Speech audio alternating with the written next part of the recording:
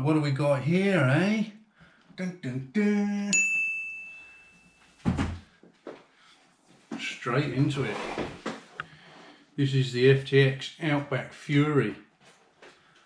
We bought this one for Brody. Well, that's a lie actually, she bought it herself. She's been saving up, sold a few things, and she decided that she was going for this. It was in her price range, and that's the truck we went for. And here it is. It's not bad. I'll tell you what, the first thing I noticed straight out of the box is it is reasonably light, and the shocks are quite bouncy. They are oil filled, I can tell that. You can hear them chirping away in there, maybe a little bit of air in there, but actually as it is, it sits pretty good. And I'm going to get straight away, let's have this body off. Now the body, I do hear, can be a little bit brittle. So one of the things that we said that we would do straight away, going to strengthen this body, do the old drywall tape and the shoe goo method on the inside. But actually the body looks pretty cool. I love this front grille, I love these wings, these wheel arches. It's got some mirrors on there, and I know for a fact that it's got some add-on bits like a snorkel and some windscreen wipers, so you get some detail with it.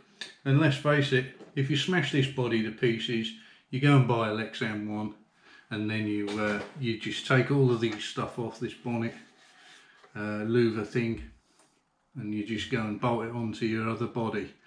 I know that Brody would like to do that in the future, I reckon, because she wasn't overly fussed about having the yellow one. I think she would have quite liked it to be white, to be honest, but they only do them in yellow, and that's what you get. I'm taking this off gently because, oh yeah, she's disconnected the lights already. You've got some light pods in there, wiring's all ready to go, LED lit on the front. Fantastic.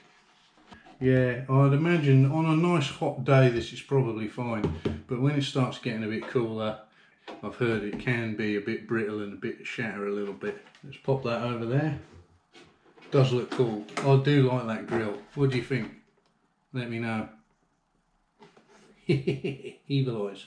There's more LEDs in this. You've got some LEDs in the front bumper, one there and the other side, all wired in, and LEDs in the rear as well, all wired in. Shackle mounts here, front and rear.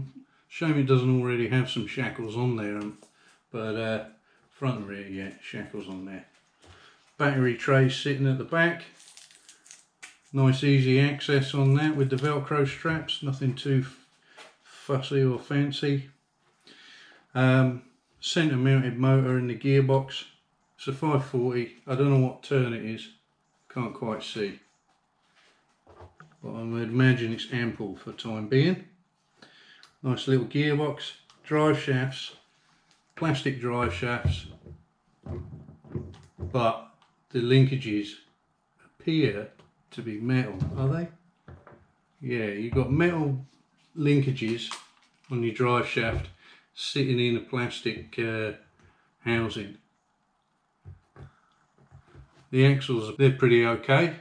Small small pumpkins. It's got a few angles on in comparison to the Charisma Coyote or the SCA E1E that I did earlier. If you haven't seen that video, have a look through my videos and you can spot that one. Nice tyres. Tyres are nice and sticky. Again, they don't feel like they've got foams in. I'm sure they have, but they're very soft, which is actually, I quite like that. You know that you're going to get some nice squish, nice bit of grip and moulding around rocks with those tyres. That's definitely a high feature on this truck. This one's come with the rock sliders, which I was glad about as well, because I have seen some where people have had them delivered. They didn't come with rock sliders. And they also, people commented that the steering servo, although advertised as a 15 kg steering servo, they came as a 9 kg. And having looked at this, it's already got the 15 kg in there. Well, when you consider a lot of people are putting 20s and 25s in there, you know, it's still a little bit under par, but it's a lot better than a 9 kg steering servo. Metal links, Real chunky metal links actually, compared to the Charisma, in fact. Metal steering linkage on the front. Comes as a 4-link on the front, but it is a chassis mounted servo with the panhard bar to try and prevent that steering torque on the body. But it is a 4-link, you know. Generally you would find that being a 3-link. I know my Vitera Ascender has got a panhard bar, but it's on a 3-link on the front and a 4-link in the back. So actually you could take that panhard bar off and it wouldn't make any difference, I wouldn't have thought. Not really. Maybe a little bit. You've got your ESC up front. Your switches there, that's accessible from underneath. So you don't have to take the body off to get to the switch, that's quite nice. Servo's up there. Receiver box is up there as well. That's about 4 or 4.5 inches off the ground, so you could definitely bury the tyres in water before you even need to worry about your ESC getting wet and your receiver. We've got aluminium top shocks. They're not thread adjustable, they're actually on what do they call them, the spacer clips. I'll pull that out there a minute. There you go. So we've got some spacer clips in there, and they're actually 2 small ones as opposed to 1 big one, so there's a little bit of adjustability there, but in honest truth that's more of a token gesture than anything else. In fact, and I'm going to take them out right now, because I noticed that this truck it does sit quite high, and we want lots of suspension movement, I reckon, and I'll hide these away. And if we need them, we'll just put them back in again. There we go, lovely jubbly. So it seems to have plenty of articulation, not a massive amount. It's not like a crawler or anything, like a rock crawler, but there's plenty there. I mean, certainly more than is realistic, but actually in the RC world, you know, you want something. Yeah, I quite like that. I quite like that.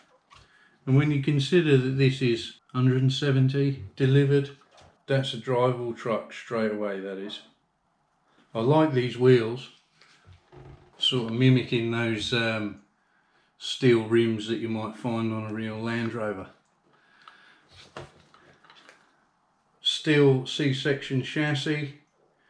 It's got the set hole settings for this car and that body, but if you wanted to adjust that for whatever reason, say you ran a D90 body or whatever, you could actually drill some more holes and slide them along, I bet, shorten the links, whatever you wanted to do with this. It's just a great starting platform for anyone getting into the hobby, I think. I've no doubt stuff's going to break. In fact, I shall do a review on these cars a bit further down the run after we've had some fun with them and see what we think, you know, and just be honest with it. Nobody's given us these cars, we've bought them ourselves, so we can say exactly what we think of them. Ironically, I've just done a budget build, and I've used a HSP Pangolin, or in its other guise is a Maverick Scout, and I found that I had to trim the C-hub link arms. There is a notch on there that needed to be taken away in order to give it some more steering angle, and it's the same on this truck. So one of the first things I'm going to do straight away is I'm actually going to shave that off there. In fact, to show you how simple it is, I'm going to do it right now. So it's not a structural thing, it's literally a bump stop, possibly to stop it from overstressing the length of the links. But I've got to be honest with you, it's so small, I don't see that it's helping achieve anything other than restrict your steering more than it needs to be. And there, I've done it. And there's the piece to prove it. Look. All of a sudden, you've got a little bit more steering. Still not great, but it's certainly a bit better. Happy about that. Isn't it, Pop Up? Eh? I'm happy about that, isn't it, Poppy? Eh? You're a good girl, yes you are. Yes you are. Get down there. Oh, yes you are. Stay down. Good girl. That's it. Oh no, there's not enough. Give me more fuzzies. Oh dear. So let's plug it in and see how we go. Oh, I forgot to mention the radio. I've got one of these radios. It's got FTX written all over it, but it's actually a something else radio, and I've been using one. They're quite simple to use, very basic. They feel kind of nice. It's got a nice rubbery thing on the steering ujimi, what's it? That's technical terms for you. And for a normal adult hand, that's well within the comfort zone for steering one-handed. So we'll turn that on a minute. Beep. Plug the battery in. Beep. Here we go. Lights. Oh, there we go. Well, the servo's nice and quiet. Oh, it's working a bit now.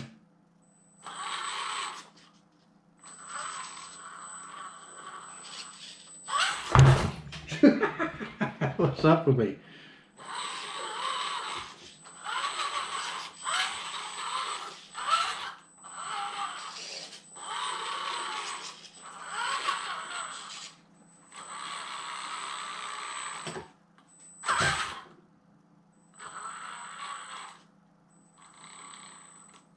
It's got some fine control on that throttle. Reverse can be a little bit jerky, I noticed there.